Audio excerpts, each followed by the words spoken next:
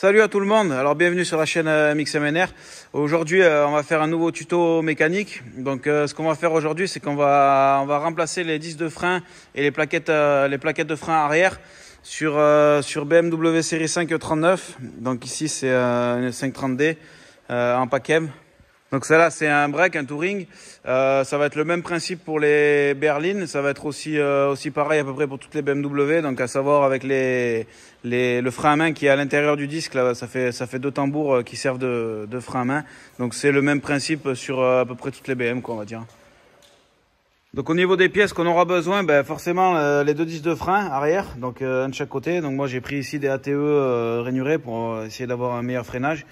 Et 4 plaquettes. Donc il y a aussi un truc, si vous avez le voyant des plaquettes qui s'allume au tableau de bord, il faudra prévoir aussi un capteur arrière. Donc prévoyez-en qu'un. Il y en a qu'un d'un côté. Il n'y en a pas un à chaque étrier. Donc s'il est déclenché, il faudra en commander un pour le changer. Moi mes plaquettes sont pas tout à fait mortes, donc je vais pouvoir le récupérer.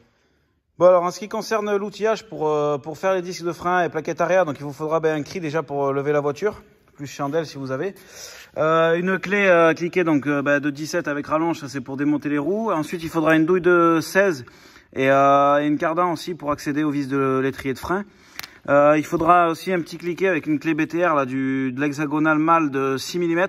Ça c'est pour enlever la vis qui maintient le disque. Un petit tournevis plat, ça sera pour déconnecter le fil du capteur de témoin des plaquettes. Ensuite un serre-joint, donc moi je me sers de ça pour repousser les pistons de l'étrier de frein. Si vous avez un repousse-piston, ça fera impeccable. Une grosse pince aussi peut faire l'affaire. Ensuite il faudra une pince, donc celle-là est un peu grosse, mais sinon une petite ça fait l'affaire. C'est pour retirer le témoin de la plaquette de frein. Ensuite un maillet ou une masse pour décoller les disques. S'ils sont vraiment collés, ouais, il faudra une masse. Une brosse métallique, ça va être pour nettoyer le pourtour du moyeu quand on remettra un disque neuf. Un peu de fil de fer, c'est pour maintenir l'étrier, pas qu'il pende, qui tire sur la durite.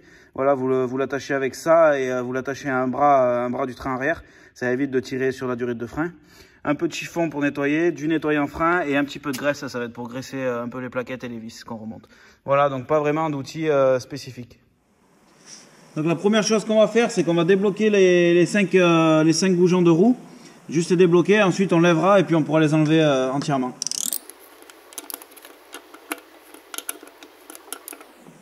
Voilà, là ils sont débloqués.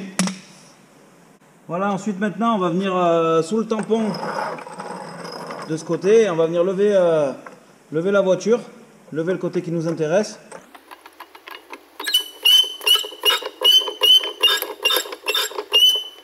Maintenant je vais pouvoir enlever du coup ma roue.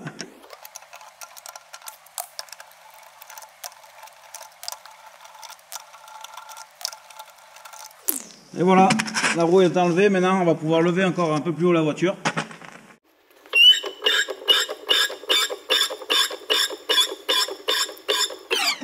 Voilà, et je vais caler ma roue dessous, au cas où le cri lâche, au moins il y aura une sécurité, quoi. Voilà, donc maintenant on a l'accès au disque et à l'étrier, maintenant que la roue est enlevée. Donc ce qu'on va faire, c'est qu'on va déjà dévisser la vis là, qui maintient le disque en place. Ensuite on enlèvera l'étrier de frein, et puis on pourra enlever le disque, changer les plaquettes, et puis tout remonter. Voilà, donc maintenant ce qu'on va faire, c'est qu'on va prendre un tournevis à cliquer là, avec un embout hexagonal de 6 mâles. Et puis on va venir dévisser cette vis. Donc si elle est pas serrée trop fort, on va y arriver. Sinon vous mettez légèrement le frein à main. Tirez-le pas à fond, parce que si vous tirez le frein à main à fond, vous allez coller les deux mâchoires là au disque et ça va être un peu plus la merde pour après. Ça marchera quand même, hein, mais le mieux c'est de pas se servir du frein à main si on peut. Donc essayez de l'enlever sans, et puis si jamais vraiment ça tourne, vous mettez un petit cran de frein à main et puis voilà. Donc là on va le desserrer. Là ça va, il n'était pas serré très fort. Donc là on peut l'enlever maintenant. Voilà la vis. Et puis ce qu'on va faire ensuite, c'est qu'on va enlever l'étrier. Donc l'étrier il tient par deux vis hexagonales de 16. Donc il vous faudra un cliquet avec une douille de 16. Donc on a la première vis qui est en haut là. Ici qu'on peut voir derrière, celle-là qui est à peu près accessible au cliquet. Et ensuite on en a une, la deuxième, qui est là-dessous. Donc là c'est pas évident si vous voulez pour passer un cliquet. Donc des fois avec une bonne clé plate de 18 à œillet, on y arrive mieux. Donc voilà, je vais vous montrer comment faire. Donc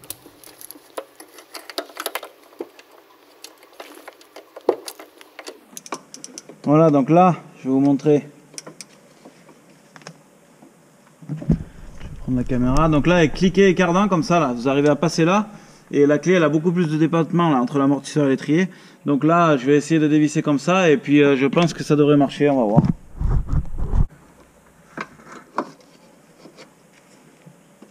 Voilà, donc là, il est venu déjà. On n'a pas beaucoup de débattement, mais normalement, ça fait l'affaire.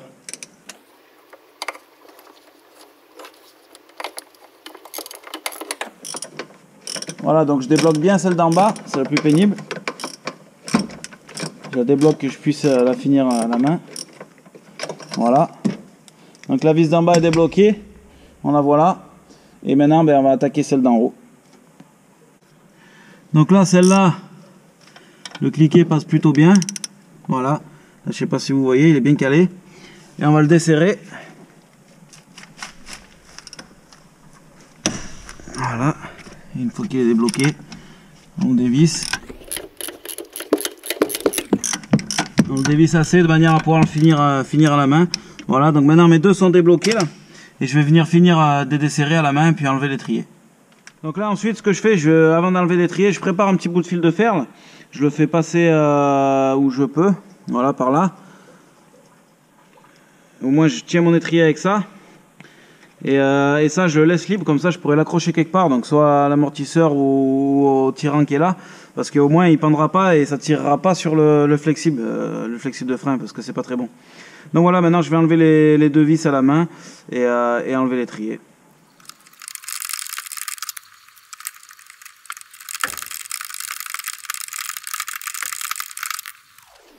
Voilà, ça y est, ils sont enfin à la main. Donc on voit la une. Ensuite on va enlever la deuxième là-haut.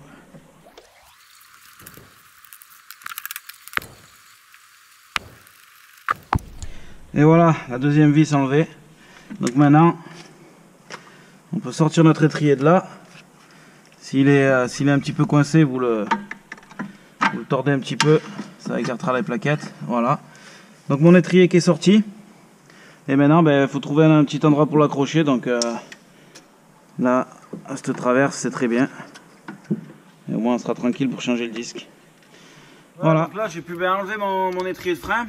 Il tient, il est accroché ici pour pas qu'il tombe, pour pas que ça tire sur ce flexible là. Donc mon disque maintenant il est libre, on va taper un peu dessus pour le sortir, nettoyer et puis on remettra l'autre. Voilà, donc maintenant on va sortir le disque de frein. Donc si on a de la chance et qu'il est pas trop collé, on va juste taper un petit peu au maillet derrière, il va sortir. Et s'il est vraiment collé, il faudra taper plus fort. Donc voilà le disque, est-ce qu'il vient à la main déjà? Non. Donc ce qu'on fait c'est qu'on tapote légèrement à l'arrière du disque.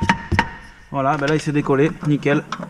Bon, quand ça vient comme ça, c'est presque un coup de bol, je dirais, mais c'est que ça se passe bien. Si jamais vraiment c'est plus dur que ça, ce que vous faites, vous tapez un peu là, vous faites tourner, vous repérez par rapport au trou, vous tapez en face de ce trou là derrière, parce que là vous pouvez pas taper tout le tour. Vous tapez un peu là, ensuite vous faites tourner là, vous tapez un peu tout le tour, vraiment taper. Avec un maillet, c'est mieux qu'avec un marteau, mais si ça marche pas, prenez une petite massette. Hein. Bon, à savoir que si le disque vous le changez, vous pouvez l'abîmer, il n'y a pas de souci. Voilà, et puis sinon, il y a toujours la technique de chauffer un peu autour pour pouvoir le sortir. Voilà, donc maintenant, on va nettoyer, on va replacer le nouveau. Donc ensuite, ce que je fais, c'est que je vais nettoyer la portée de mon moyeu pour mon disque. Donc là, à brosse métallique, j'enlève le plus gros, tout ce qui est rouille, tout ça.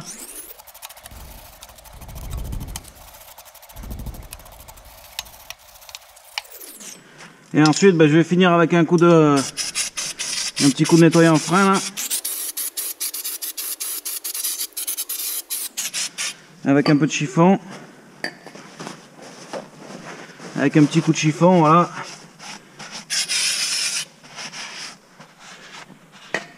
On enlève bien au moins toute la crasse.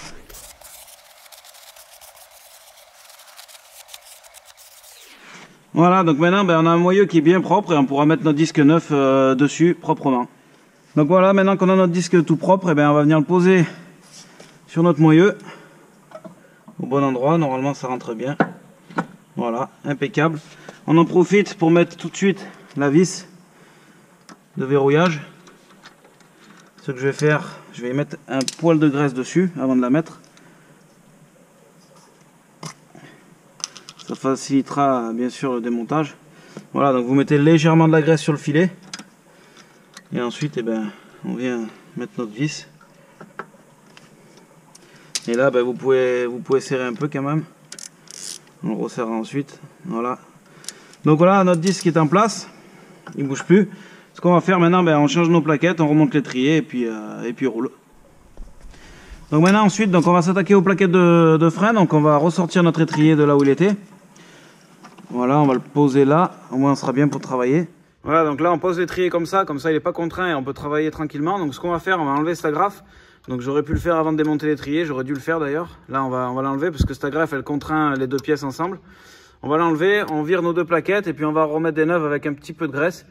Et ensuite, on remontera l'étrier. Donc là, ben, j'enlève cette pièce. Donc pour enlever cette pièce, on va passer un petit tournevis entre les deux. Et on l'écarte. Normalement, ça vient plutôt bien.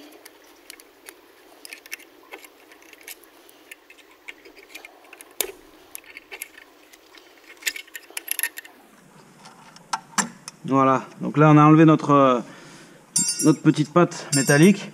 Et ensuite, ben maintenant on peut enlever nos plaquettes. Donc on fait tout simplement glisser. En voilà une. La deuxième, avec un petit tournevis aussi, on la fait sortir. La deuxième, elle est clipsée dans le piston en fait, si vous voulez. Voilà, donc là on a nos deux plaquettes qui sont enlevées. Et on va remettre les neuves, on va nettoyer un petit peu, enlever la poussière, tout ça. Et on va remettre les autres. Donc maintenant, ce qu'on va faire aussi, c'est que pour pouvoir mettre les plaquettes neuves plus un disque neuf, ben, il va falloir rentrer le piston de l'étrier. Donc ceux qui ont un repousse-piston, ben, prenez un repousse-piston et vous rentrez le piston. Sinon, vous faites comme moi si vous n'en avez pas. Donc moi, c'est une méthode un peu... Il y en a qui diront que ça fait carac. Mais moi, je trouve que ça marche. Donc avec un serre-joint, je mets une ancienne plaquette. Et puis ben, je viens serrer mon serre-joint. Et là, le piston, ben, il rentre facilement. Hein. Ça marche tout autant, franchement. Il n'y a pas besoin des fois de se prendre la tête. Donc là, on le fait rentrer. On met bien sûr une plaquette hein, pour que ça force comme il faut sur le piston. Voilà, donc là il est rentré à fond. Je l'enlève. Et voilà, donc maintenant je renlève ma vieille plaquette. Et puis ben, on va mettre les nouvelles. Là, ce qu'il va falloir qu'on nettoie, c'est les portées des plaquettes. Donc ici et là-dessous, voilà, les deux côtés. Et aussi le piston, l'intérieur. Donc là on voit que ça va, il est pas trop rouillé. On nettoie tout ça. Si vous avez une soufflette, n'hésitez pas, mettez-y un coup de soufflette. Là j'en ai pas ici, donc ça va être nettoyé en frein. Puis ensuite on remontera les plaquettes neuves. Voilà, donc sur mes plaquettes neuves, l'endroit où coulissent les plaquettes, donc c'est ici, là. Et aussi là il y a un peu de friction là. Là la plaquette elle sera en appui contre le fond de l'étrier et là contre le piston. Donc ce que je fais, je viens y mettre légèrement de la graisse, donc pas beaucoup hein. Vous voyez, juste un petit peu, de manière à que les plaquettes, ben, elles frottent pas trop et qu'elles glissent, qu'elles coulissent bien comme il faut dans le coulisseau de l'étrier. Donc faut pas trop en mettre non plus, hein, sinon ça va faire un amas de merde. Mais vous en mettez vraiment légèrement. Et de cette manière-là, ben, les plaquettes feront bien leur boulot et quand vous voudrez les enlever, vous bataillerez pas trop. Donc là j'en mets un petit peu sur la face, léger. Et là aussi j'en mets tout le tour le long du piston. Voilà. Un peu sur la graffe. Et aussi vous enchirez moins quand vous voudrez les changer la prochaine fois.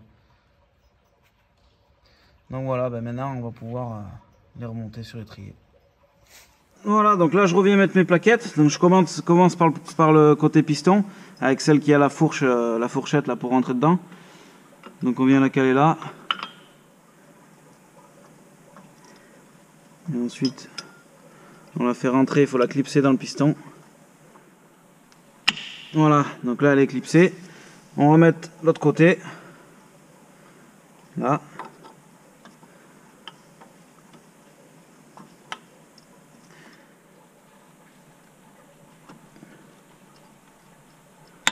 Voilà. Donc là, ben, on a nos deux plaquettes qui sont mises. Et puis maintenant, ben, on va préparer nos vis de l'étrier. Et on va pouvoir remettre l'étrier, hein, tout simplement.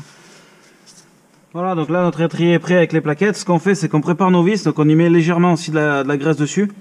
Les vis de l'étrier. Et là maintenant, ben, je viens prendre mon étrier. Et on va le remettre à sa place. Donc là, voilà, il passe bien.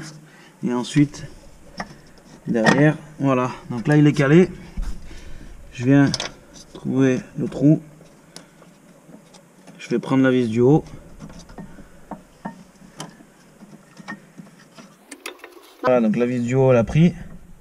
Je la fais prendre au maximum à la main. Voilà, maintenant on peut enlever notre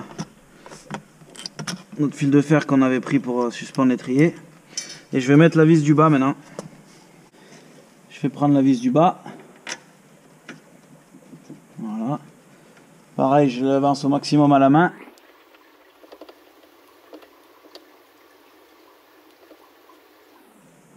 Et on finit de serrer avec notre cliquet.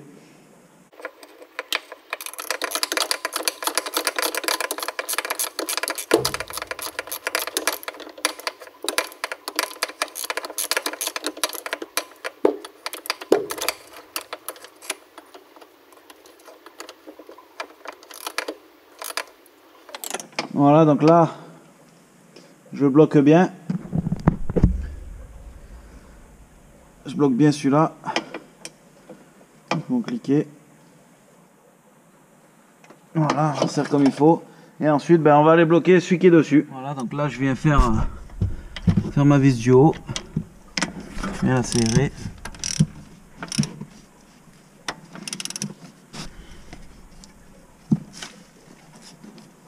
Voilà, en serrant quand même assez fort. Voilà, donc là un bon serrage. Notre étrier bouge plus. Et maintenant ce qu'on va faire, on va remettre notre petite patte. Elle vient comme ça. Donc ce qu'on fait, c'est qu'on s'appuie là. Et ensuite avec un tournevis plat, là déjà, voilà, on peut le remettre rien qu'à la main en fait. Voilà. Là la pâte est bien remise. Ce qu'on va faire, c'est qu'on va les mettre 2-3 coups de pédale pour coller les plaquettes au disque. Et puis on pourra remettre notre roue. Voilà, et donc maintenant qu'on a fait tout ça, on peut remettre notre roue. Donc on vérifie que la portée soit bien propre. Et puis on remet la roue.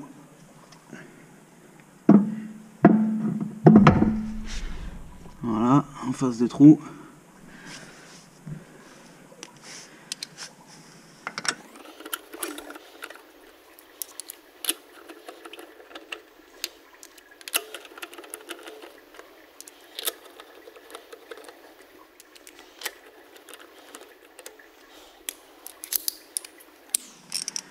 Bien la bloquer à la main.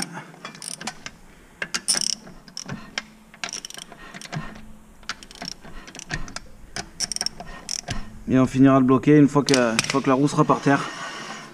Donc là il y a tout qui tourne, c'est impeccable. Donc voilà, c'est bon pour ce côté. Je vais vous monter l'autre, surtout pour la plaquette qui est avec le témoin d'usure. Mais globalement le principe c'est exactement le même. Voilà, on a fini avec ce côté. Donc maintenant on peut redescendre la voiture. Voilà. Et on va finir par rebloquer comme il faut la roue en serrant fort. Et ensuite, je vais vous montrer comment on fait pour l'autre côté.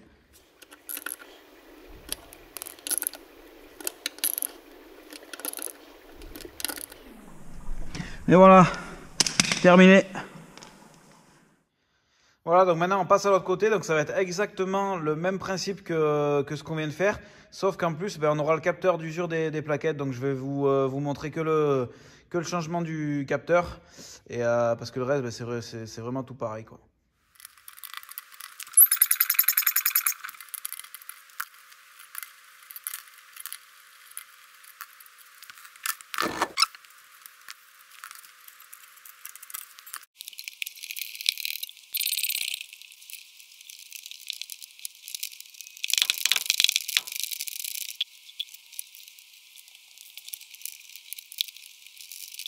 Voilà, donc maintenant que là on a commencé à débloquer notre étrier et qu'on a enlevé la vis du bas, donc voilà le capteur. Donc le capteur c'est ce qui est là, donc il est monté sur la plaquette qui est du côté du piston. Voilà, donc on a le câble qui va jusque là-bas. Donc si vous voulez le changer, il faudra enlever vraiment toutes les fixations tout le long là, vous voyez, vous déclipsez là, vous déclipsez là-bas, vous déclipsez ici aussi. Et ensuite il vient se loger derrière là. Donc là ce qu'il faudra faire, ça sera dévisser ça. Et peut-être enlever peut-être le clip qui est là. Et vous décalez un petit peu le pare-boue et le connecteur il sera juste derrière le pare-boue. Je vais essayer de vous montrer, voir si on voit par là. Donc c'est pas le bleu c'est le capteur ABS, c'est l'autre. Je vais essayer de vous montrer un peu mieux. Voilà. Donc là-haut on voit bien. Donc il est là, c'est le machin noir là. Donc vous avez juste à le déclipser de là. Vous le dévissez, je crois que c'est des vis un peu quart-tour. Vous le dévissez et vous avez juste à le remplacer. Donc là notre capteur il est là, juste là derrière. Là on va pouvoir l'enlever maintenant. Donc pour ça vous prenez une petite pince là. Et on va juste le tirer. Voilà. Et il vient tout seul. Donc là en fait si vous voulez, il est clipsé dans la plaquette. Il est juste clipsé dans la plaquette. Donc voilà, c'est la partie qui est devant là. Quand il est usé, vous verrez, il n'y a plus le plastique, ça fait du métal qui fait contact. Donc là, il est encore bon, donc moi je vais le réutiliser.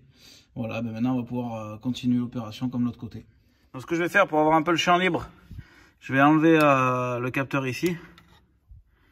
Donc là, j'enlève le capuchon. S'il veut bien sortir. À une main, c'est pas facile. Voilà, donc j'enlève le capuchon plus ça. Et au moins là, le capteur, je le mets derrière, il m'emmerdera pas. Donc voilà, maintenant je vais continuer, sortir les triers, changer tout le reste.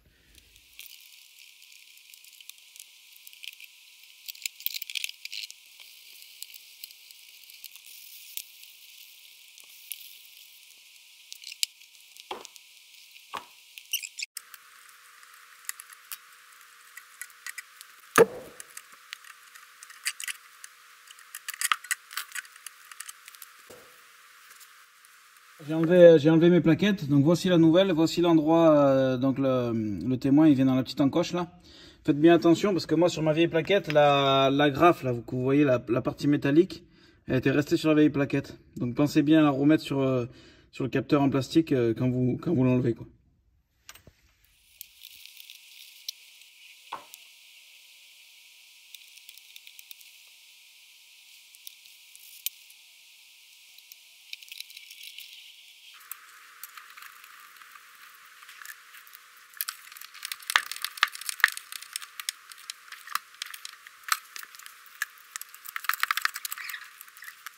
Voilà, donc là maintenant les triers les remontés avec les plaquettes neuves. Donc j'ai remis mon capteur et le capuchon ici. Et maintenant ben, on prend notre capteur et on va venir le mettre, vous voyez, ici là. Juste là, dans la fente en fait qui est prévue exprès pour. On le clipse et là il y est, voilà. Il y est, donc vous voyez en fait c'est le principe, c'est que quand la plaquette va s'user, au bout d'un moment le plastique ici là, ça va toucher le disque, et ça fera contact et ça vous allumera le voyant ben, au tableau de bord. Voilà, donc c'est vraiment pas plus compliqué. Après vous l'enlevez sur tout le cheminement, tout le long. Là. Vous dégrafez un petit peu le pare-boue et il est juste clipsé derrière. C'est une cosse toute simple. Je crois que c'est une cosse à quart tour. Donc voilà, pas bien plus compliqué que l'autre côté quoi.